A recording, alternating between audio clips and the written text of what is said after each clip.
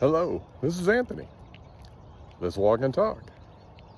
Today I want to talk about another healing modality. It's called EMDR.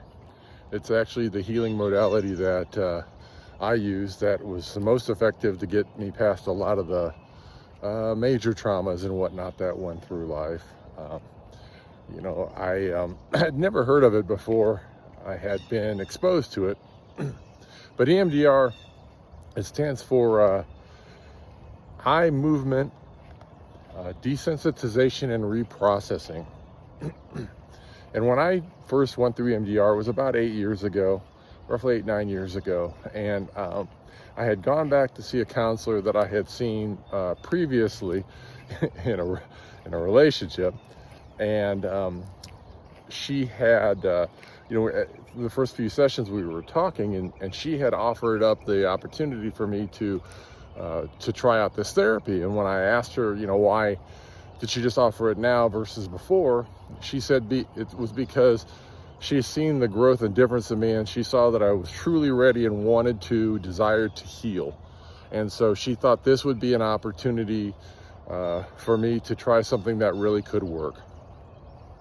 And I've mentioned that I had gone through all kinds of therapy all my life, and none of it had ever really worked. I went through anger management, when I was younger. And the thing about anger management is it's great to help you learn to control your anger in the moment. But I always asked the question, never got an answer. Well, this is wonderful. You're teaching me how to control my anger. Why am I always angry? So EMDR was able to, for me, to get to the root of things and then help me release it. Now, when I asked my therapist after I was done with my therapy what it actually does, she said that psychology is not really sure.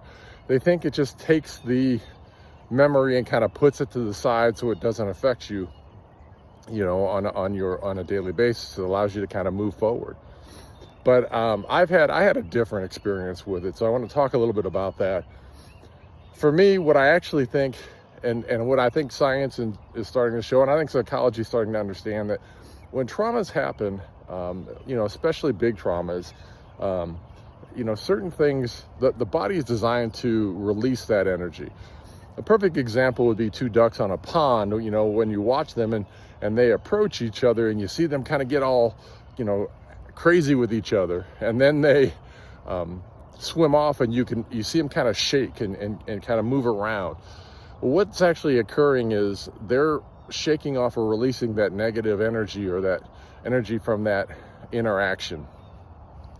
And specifically like the vagus nerve, it can tighten up when you don't release that energy. And that's, again, that's not that's a medical certainty. That's something that they've discussed and discovered about the human body.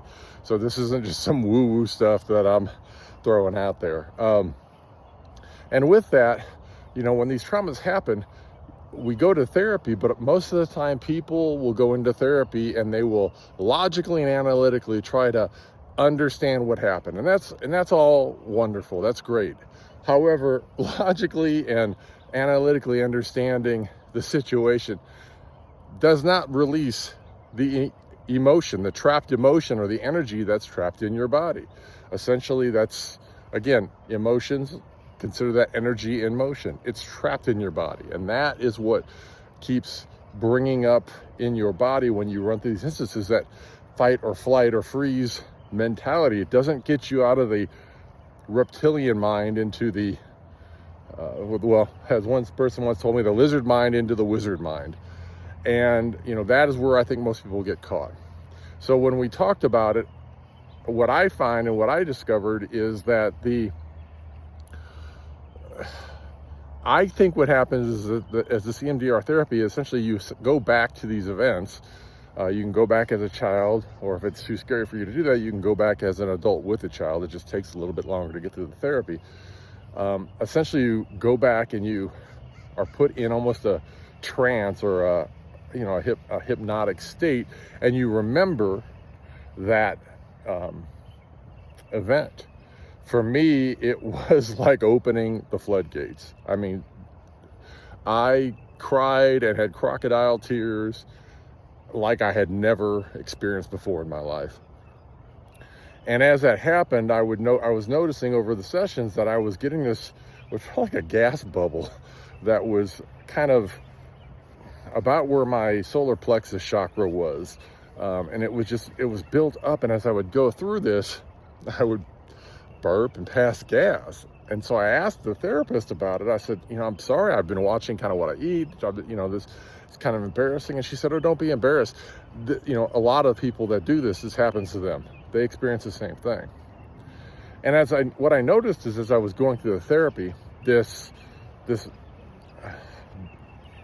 pressure in my chest would get smaller and smaller and smaller until it just wasn't there. And finally, when I got to a point where it was gone, I would wake up. I woke up the next day and I felt really different. And I went back to the therapist and I said, I'm having this weird thing. It's like all these memories that I had, they weren't me. I can remember them, but everything I remember is more in the third person. It's not like I was there. And I don't understand what this is about. And what I believe is happening is, because of this trauma, the ancients used to talk about, they used to call it soul loss or shadow loss. When there were major traumas that would happen in a person's life, they believed that the soul would leave the body in order to protect the soul from the trauma that was happening. And I can relate that this felt very, very close to my experience with EMDR, because it was almost like for the first time I started remembering who I was, and all the things that I thought I was, I wasn't. I had it during that process, which some might refer to as the dark night of the soul, where I remember looking in the mirror and freaking out and going, who is this? Wait a minute, who am I? And all these, I had this massive ego death. And so, I found this therapy for myself to be amazing. And I think what happened is it just took that trapped energy and it allowed it to release. And it allowed me, I tell people it's almost like it blew open my heart chakra, because, throughout life, before I went through this therapy and these experiences, the person that existed before, he loathed himself. Actually, I would say it like this: loathed all people and loathed himself even more. And once this therapy was completed, it was like I loved everybody. I saw this beauty in everybody, but more so I saw it in myself. And it was amazing. It was a beautiful experience. So this therapy, is one that I certainly would recommend. There are other modalities that I have discovered on the way, and that have also kind of supported my belief that this is a way to release trapped energy. And it's certainly something that I recommend.